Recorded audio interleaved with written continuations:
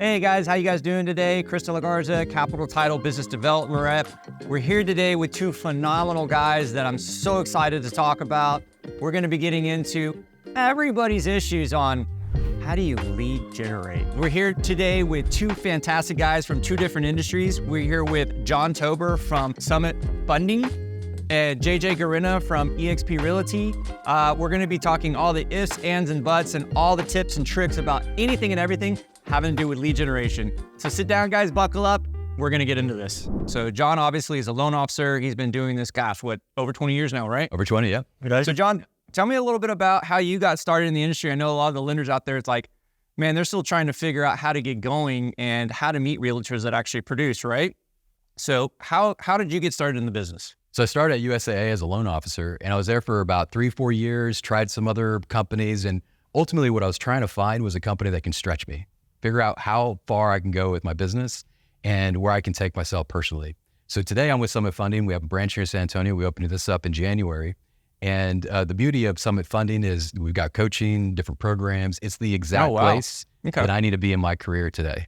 Very cool, very cool. So you guys offer all sorts of programs. So we'll dive up into that in a second. So let's start first by talking about you as a loan officer. How do you do lead generation as an LO? Like, take me through a normal day for you on what that looks like. You know, the interesting thing about that is you said normal, right? And today's market is very complex. There's a lot going on with our business today, and especially on the loan officer side. So we have to recreate who we are in business and figure out how to get past the things that were holding us back from doing the small things that we need to do. So what that looks like is visiting open houses on the weekend, making cold calls, creating events for buyers that are in the market that are just trying to find some clarity of where they need to be in our industry, and building some momentum for our referring partners, so they're also getting some business from the generation, the leads that we're generating on the clients that we have from the activities that we're creating. Okay. Do you do any interactive, like direct, co-marketing or anything like that? Do you play in that arena at all at this point? Yes. Okay. Well, obviously, I'm not obviously asking you to give away all your secrets, but you know, when you have an agent, because agents are probably going to approach you more than you approach them. What is kind of what you're looking for in an agent, on somebody that you would want to co-sponsorship lead generation on? That's a great question. What that looks like is the ability to just do the activity. I think that's one of the biggest challenges with what we do in our business is we know what we need to do. We know the activity that generates the traction that we need, but we just don't do it. But whether you're new in the business or you've been in the business 30, 20, 10 years, and if you've got that ability to just do the activity, make the calls, do the visits, create the events, write the thank you letters, and do the touches with your past clients, that's who we're looking for. We want someone that wants to stretch themselves, and we can help them grow their business through the partnerships that we create. Plus, that's awesome. So Jon, I'm going to call you out. I know one example of your lead gen that I've personally seen, and I'd really like to see how that's going. So Jon's been running a first-time home buyer seminar for a little while now, and I've been really impressed with the fact that I've gotten to see kind of, you know, how it looks like on social media and how it's playing out in the digital realm. What are the real results looking like at this point for you for that type of lead gen? I was not sure what to expect when I did it at the beginning, but what it's turned out to be is something filling a need, right? And that's really, at the end of the day, what we want to do with our market is find the need to fill to create the business and opportunity to help our business grow. So what we decided to do is create a first-time buyer masterclass that touches all the bullet points that our current market is having challenges with, like affordability, funds availability, programs, and just educating the client to make it a little easier if that is something that, you know, is in the capacity for them to buy. Your value add is education, is what you're leading forward with, so to speak. That's right. Are you co-sponsoring this with any agents, or is it just on your own as a lender? Yeah, just on my own. We're organically trying to grow this to help fill a need of growing a business opportunity for the clients that we work with today in service. So if you guys didn't pick up on that, he's not working with any specific realtor, so harass this guy. Love that, man. So let's switch gears for a second, kind of lead into JJ Gorena with EXP, and this guy's super humble. This guy is a monster in the industry. He actually not too long ago just got named one of the head lead success coaches. he is absolutely just killing it when it comes to helping agents scale their business. So JJ, tell us a little bit how you got started in the business and how you got to where you're at today. I started with you in Killam City View. Yes, you did. He was totally mean to me, by the way. He was total D-bag. I was intimidated. That's the truth. Yeah, no, he wasn't. No, he was, started with Killam City View. I was with them in 2004. Not a lot of people know this, but I actually got my classes done in 2002. But I had 2 years I was a wine sommelier, so I had a little Peter Pan complex. Yeah. But then I jumped in, and once I had 9 months of all of my bills paid, I was like, it's time to jump. So I jumped, and I started with you at City View. I was there for 17 and a half years, and then I just moved over to EXP last year. Fantastic. So with that getting going, obviously you've had a tremendous amount of experience in doing a little bit of the good, bad, and the ugly. What does lead generation look like for you? I know you run more commercial these days, but when you were still doing residential, what does lead generation look like for you and your team with Bobby? So I tell people every day I take a shower, brush my teeth, I put on deodorant, and I have 20 great conversations a day. And if you've ever left the house and been like, damn, did I really get that? When you might have forgotten the right side and you're like, and you feel uncomfortable, that's how uncomfortable I feel if I don't have 20 great conversations a day, because I'm like, man, so that's how it's created a habit, right? Love that. That being said, man, it's all database first. We have over 3,100 transactions in residential. We have 100 plus in commercial. So we're at the point where we're just maintaining our relationships with this vast database that we've created over 20 years with me and 19 years with Bobby. And so we're at the point where we're just staying in contact with people, saying happy birthday, saying happy anniversary. I'll tell you, with a family of 4, I will say happy birthday to the husband, happy birthday to the wife. Actually, I called the dude the day before his wife's birthday to remind him. Oh, that's good. Same thing. I remind him to get their anniversary. I call them the day before the dude, the day before the girl on their kids' anniversaries. And then we have events. Like we have huge events. We had You are the event man. I am. So last time we had an adult Easter egg hunt where we had we were giving away tequila bottles and staycations and big screen TV sponsored by our lender. We're going next year. Yeah. Love that. Yeah. Please do. We're getting invited. You're open. No, you are. And so, but what happens is we create this synergy of family with our database. I don't even talk about real estate, to be honest, because I think that it's too on the nose. So much so that when my son was asked what his dad did for a living when he was in 2nd grade, the teacher was he had no idea. He's like, I don't know, my dad tells people happy birthday. He goes to lunch with people. And I was like, homie, I named this company after you. You should really know. This is true. You should know what I do for a living. I didn't know that for the first 5 years I knew you too. I was like, why did you name it Traeger? Yeah, that's my son's Trey. Yeah, for sure. But anyway, so I'm at the point in my career that it's staying in contact. But I'm always building that contact list for sure. So if I'm hearing you correctly, you're telling me you don't have any paid lead sources. You are just bad to the bone at being intentional with your database. That's it. I'm staying in contact. I'm also growing. I play a game though. I'll be honest with you. I play a game where I'm responsible for 20 new people in my database every month. So that's 5 a week. So that's a lot of who do you know that I need to know? That's networking events. That's those type of things. But I'm growing the database as much as I'm maintaining it.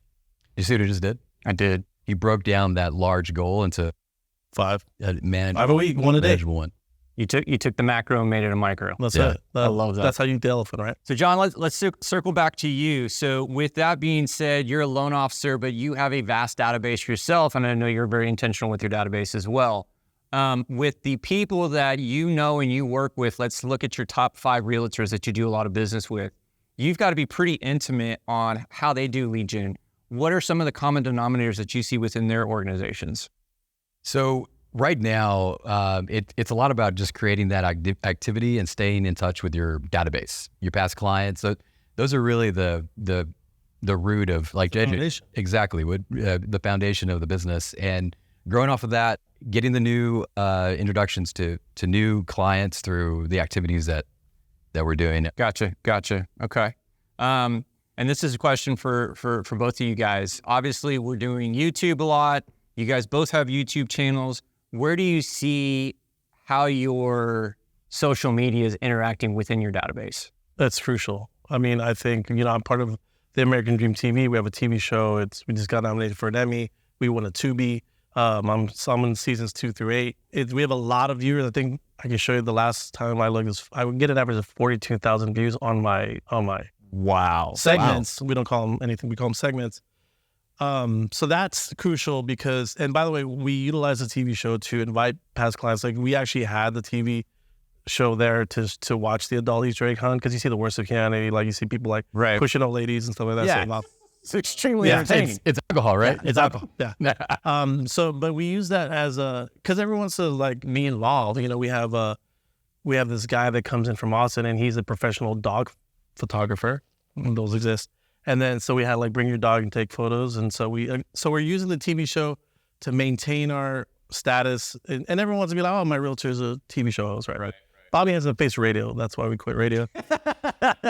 Love you, Bobby. Yeah. So that's why we jumped into TV because now I'm in front for sure. Gotcha. Yeah. Gotcha. All right. So that's the Tubi. What you said you got an Oscar? Did I hear you right? No, the TV show, the American TV, it admitted for an Emmy. Emmy. Sorry. Yeah. All right. Wow. That's crazy. Yeah. That is pretty. Yeah, it's awesome. So that's crucial. And then, you know, what I tell my agents in my organization is I think a lot of agents, they do one video and then they stop. And it's consistency. What I tell them is to do something like we're doing right now, a long form, right? So you get a YouTube channel and then that long form creates, you know, the blooper reels that we're going to come out with after this. Yeah, exactly. Tons of them on this one. But you're going to have the shorter version, almost like an advertisement or a preview to the long form, which is reels. Right. And then you have an even shorter version, which is TikTok, right? And then it flows in like that. But you have to, so doing this, what you're doing right now, this perfect example, what you're showing people. Right. I do long form, I create content for a month. And then you have, if you do it correctly and you just use InShot and CapCut, it's all you need, Premiere, they're really cheap. And then I actually enjoy doing that. Like I would love to get this because we have all these bloopers. Right. Because he messed up 9 times in the beginning. And so it's like 15. Yeah. And you know, and it's people being natural, and then you have this natural content. What you want to be is authentic because I feel like people just they look like today. No teleprompter today, guys. Yeah, no. So you want to get authentic to yourself because people they react to that. And you want to give good information and good value like you always do. You're at the forefront of that right now, so that's awesome. I agree. Yeah. Oh. Awesome. So let's talk about frequency because, you know, Jon, you've got a channel yourself as well. How often are you putting content out yourself on a weekly basis? A lot like what JJ's doing. We're hitting it probably about we're hitting it twice a week and we're hitting all the channels. I need to increase my frequency. But you know what's impressive about it is it hits so many angles of our business. Yeah. It's like the past clients become more engaged. Yeah, right.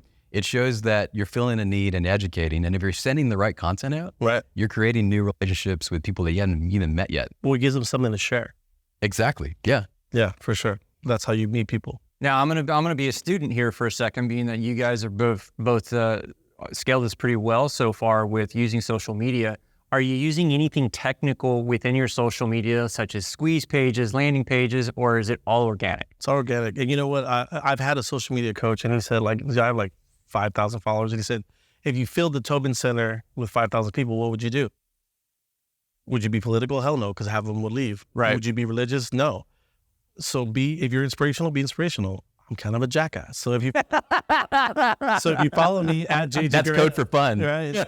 I mean, I am. So if you follow me, like, you know, it's memes all day. Right. So it's like meme. Oh, by the way, I'm in real estate. Meme. By the way, I'm in real estate. And then he said it's better for you to have a small audience and capture their undivided attention. Right. Versus like I have 72,000 followers that are like people that don't know you and don't care about you. So I feel like if everyone, like even if you have 100 followers, if you have 100 people's undivided attention, you're the mayor of those 100 people. And that's really what you have to focus on when it comes to social media. All that other stuff is like, yes, you'll get followers, but for what? Right. So I'm glad you talked that up because it's a good transition to what I'm going to ask him this next question. That's what I'm talking about right now, dude. I think he's taking notes. So where this is going to transition to this next question is what do you guys think? I want to get each of your opinions on all the realtors that love bragging about closings and when they have new clients and, you know, all the, hey, look at what I'm doing. What do you... It's controversial, so I want to get y'all's undivided opinion on that. Jon? I see it as there's no bad marketing. And I see it as, that's fair. I see it as a success story. Uh-huh. So you're creating content that not everybody's going to gravitate to. Sure. But if you're creating it, I think you're solving a piece of that problem already. I agree with a lot of that. Here's the one issue that I have is that because you're right. I remember one of my first coaches. He says, you know, if you don't have lawn signs, a business without signs is a sign of no business, right? And so if you're out there, you're not doing anything, right? Yeah. And if you're showing at home, show that you're showing at home. If you're out, I'm showing commercials. See, commercials are really boring. That's why I don't post that much. But because like, look at this warehouse, no one cares, right? So, but like, if you're showing at home, show home. I remember my business partner Bobby was out of town all the time, so I'm always back into residential, and I was showing a house that had the most hideous bathroom of all time, right? Like had like the seashell sink and nice. And it Dude, was why like, are you talking about my Was home? it blue? yeah, Was it blue? was it blue? It was powder blue. No, it's hideous. And so I put, you know, yay or nay. But that engaged so many people on my social media because they're all like, what? And I've also gone the other way and seen some, you know, underwear dropping, you know, infinity pools, right? and I put that. I was like, you know, who wants a dip? And But that's a value add. What I'm talking about is closed and funded. I did $3 million this month. I did $10 million. Oh no, I think you need to do that. Okay, so tell me why you need to do that. But I don't like the closed and funded. I think that there's a language real estate. Yes. The lore, right? So you have to let people know that you're doing stuff. But my business partner is way too humble. Like we kill it, but Bobby's like a secret agent. Like besides See, and that's the way I used to operate. besides traveling, if you don't, I'm like, Bobby, are you a travel agent only because you don't post about real estate? You know, like He's an influencer. Are you like a travel vlogger? Like because that's a dream job. I know, whatever. Like, but I'm like, dude, post about what we're doing because we're doing millions of dollars per month. And I got to be the guy. I've never seen anything transactional from your partner. Never. So that has to be me. I'm like, no, I have to be the Spurs coyote of the team. But anyway, but you have to let people know that because look, this is the biggest investment that people are doing, period. Yeah, we're not selling, you know, like a weekend at Fredericksburg. We're not selling cars. This is a 30-year commitment and the biggest investment in people's lives. They want to feel confident using Jon. They want to feel confident using Chris. They want to feel confident using Bobby and JJ. So we have to say, like, look, man, we do $2-3 million a month. It's braggy and it's kind of douchey, but they have the confidence to be like, well, these guys know what they're doing. Exactly. That being said, though, I don't like the closed and funded. I like to, we say like, I help. Other than bragging for your clients, which is different. Correct. Because it's a big moment for them. Yeah, I say like, I help the family. Right. Like we help these many families. That's how we post. We help 13 families in the month of whatever. Right. But like when I hear the closed and funded, it does like give me the ick. I have a lot of ick with that. Yeah. Because I think about that family that just you know did the cheesy key capital title key picture and whatever. And you're like closed and funded. I'm like, I don't want to be closed, and I don't care that you fund it. Right. I say I help these many you help families. facilitate this family's dream. So if you could just tweak a couple for everyone that's living, if you could just tweak a couple of words, right. I have no beef. Right. Yeah. Okay. So you guys both see the value. So, you know, obviously I've been doing this a while too, you know, here and there. And my personal take on it is that it does come across as a little braggadocious.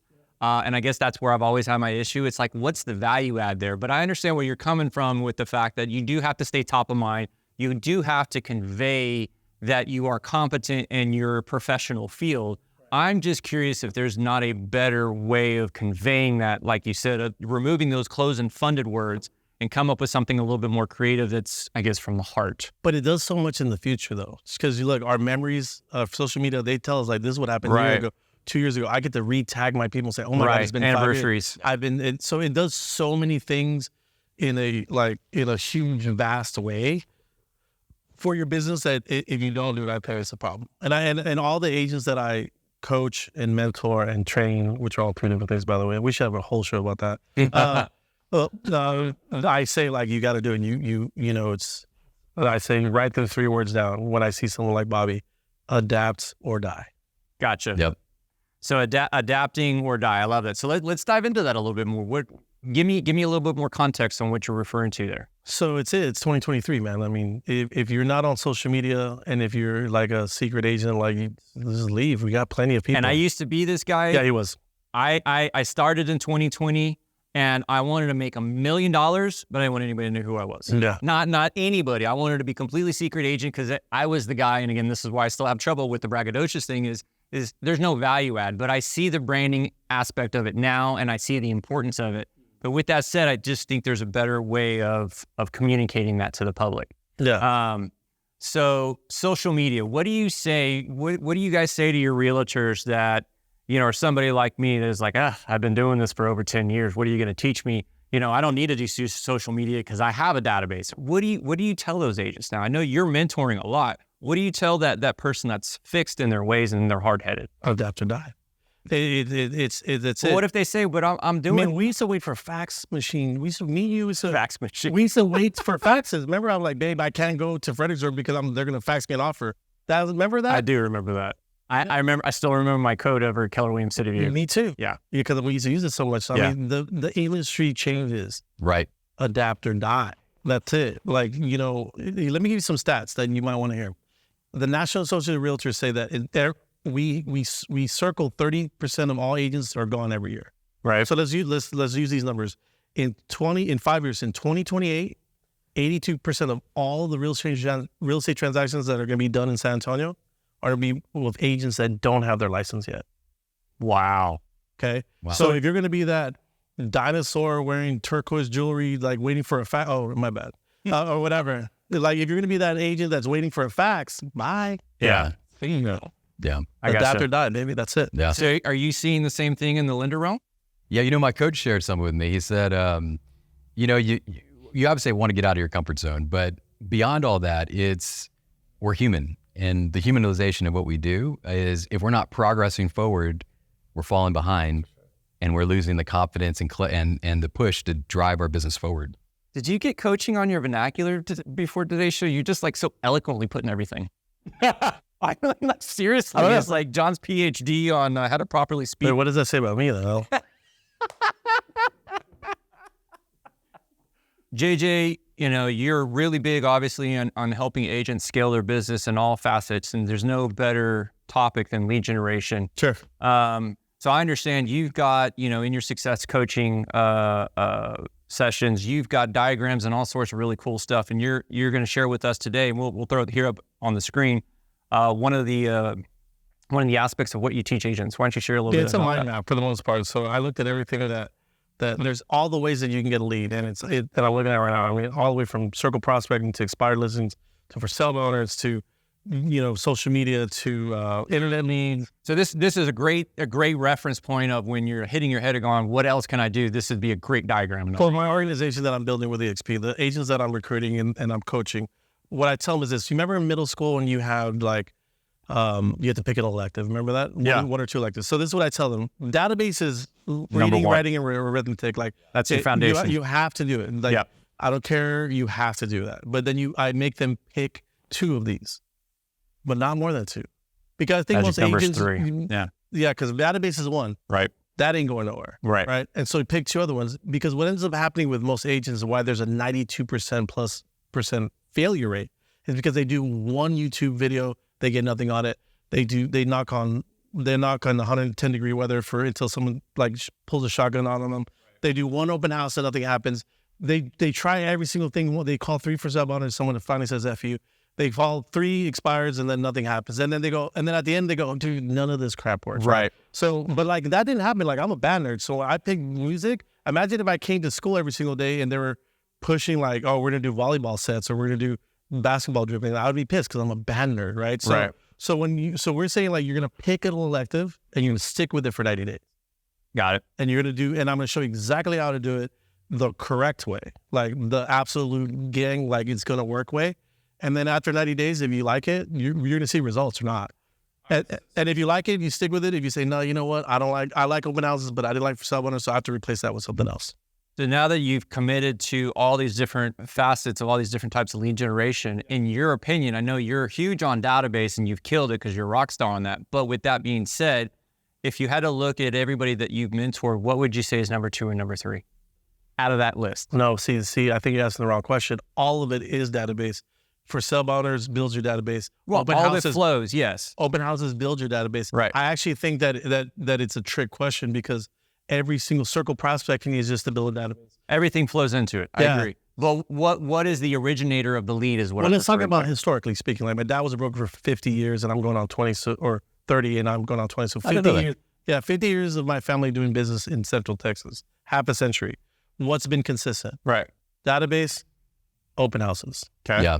Open houses were a thing in the 70s. I'm a big fan of open houses, yes. Right? So if you want to get good at something, yes, you can get really good at internet leads, but Well, we used to do magazine ads, homie. Yeah. So like I was awesome at magazine ads, but now like you have a magazine. No Conversion is lower though. No offense to anyone has a magazine, but like that's what I depended on, I'm dead. So if I need to get good, It's just a different form of branding. for sure. It's the newer version of branding. For sure. But if I got to get good on two things, it's database and open houses. Period. Okay. Open houses. I got a question for you. Yes, sir. So 90 days, right? So you're intentional about everything you do. So why 90 days? What's important about that start to finish? Because it takes 66 days to create a habit and then 30 more days to figure out to see the results. Makes sense? Yeah. So John, what about you? I mean, other than database, what else are you a big fan of?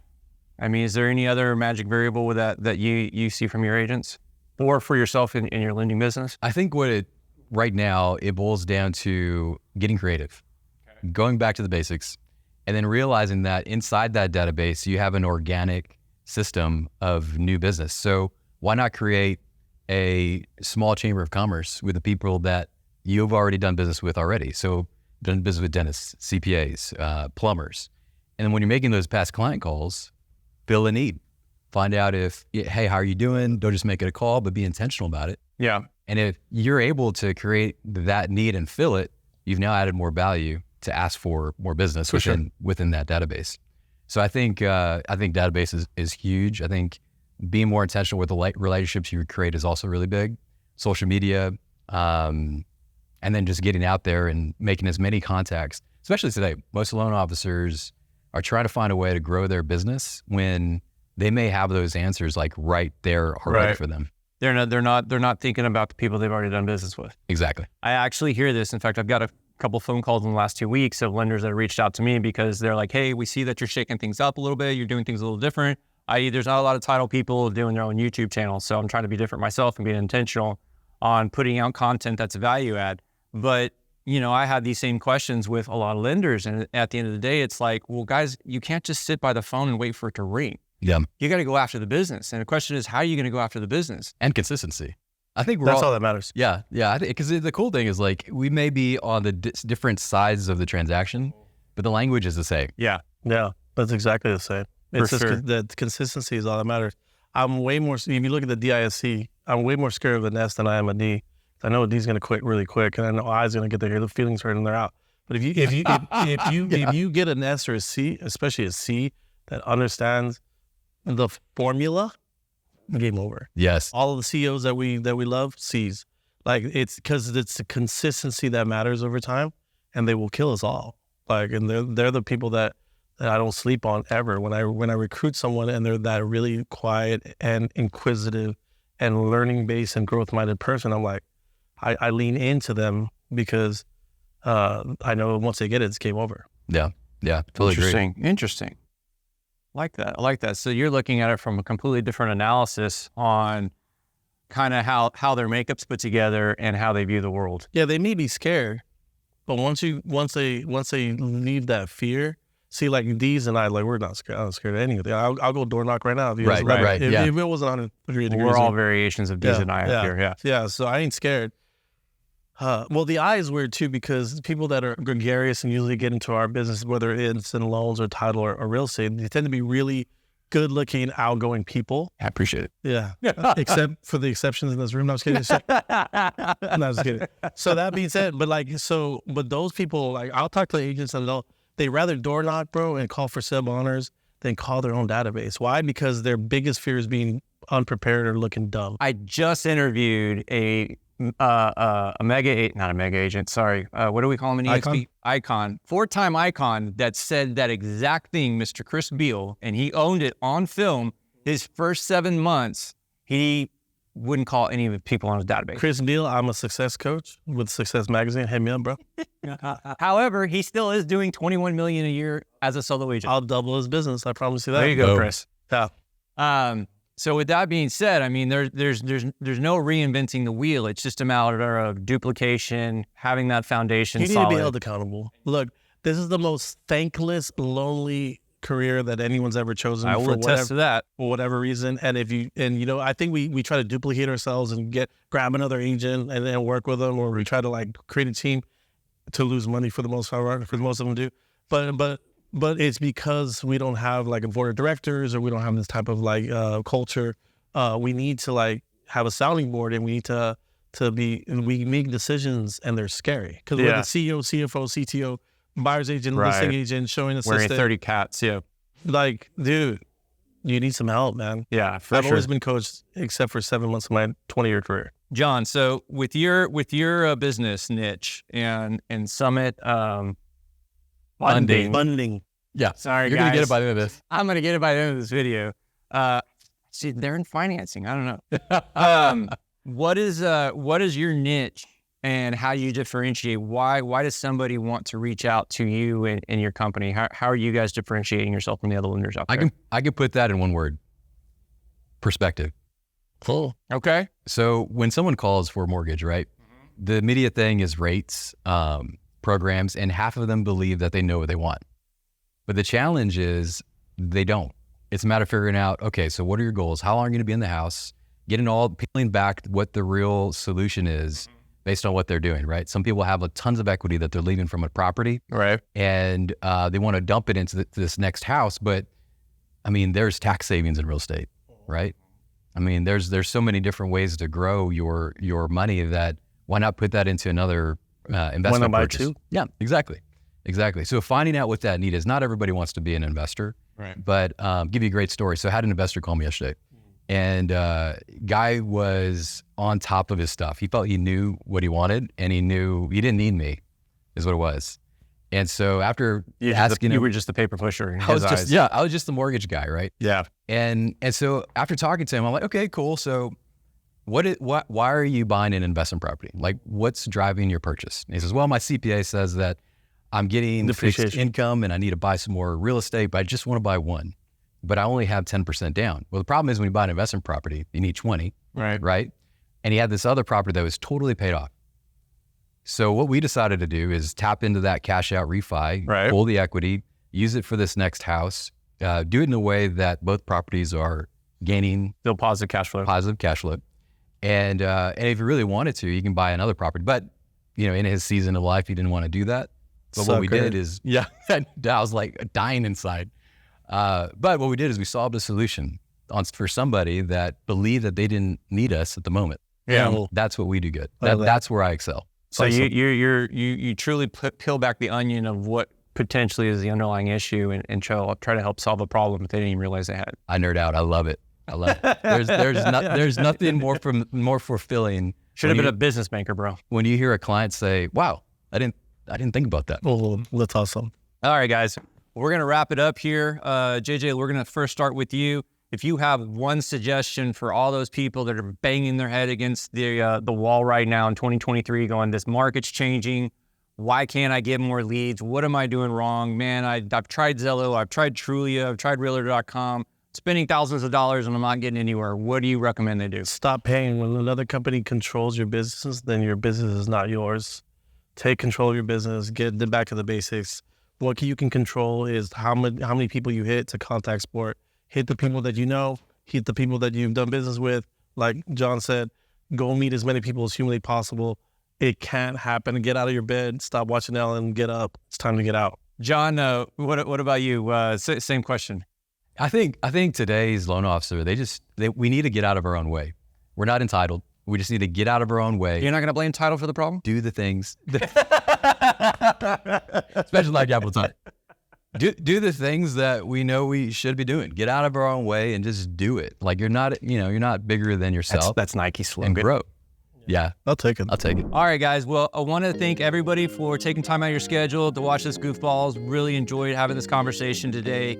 We do this weekly. Guys, I'm here to help you scale your business in all facets, whether it's with learning how to work your database, understanding what creative financing is out there, or just understanding some of the basics on how to block and tackle and get your business going. Don't hesitate to reach out. I'm here to help you guys. With that, thanks a lot for watching. We'll see you on the next one.